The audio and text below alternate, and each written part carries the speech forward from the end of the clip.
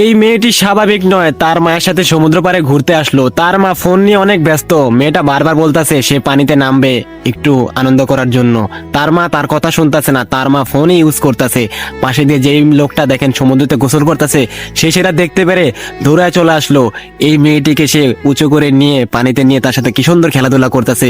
মেয়েটি আমাদের মতন স্বাভাবিক নয়, সে ঠিকঠাক ভাবে হাঁটতে পারে না, তারপরও সে হুইল চেয়ারে করে তার মায়ের সাথে সমুদ্র পাড়ে ঘুরতে আসছিল।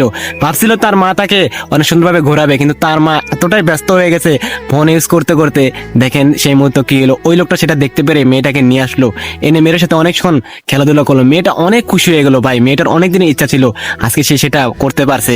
দেখেন মেয়েটা অনেকটা খুশি। আর ভাইটি তারপর মেয়েটির সাথে যখন খেলাধুলা শেষ হলো, মেয়েটিকে সে আবার ওই হুইল চেয়ারে নিয়ে বসায় দিল, কিন্তু তার মা এখনো সেটা দেখে নাই, তার মা এখনো ফোন ইউজ করতেছে।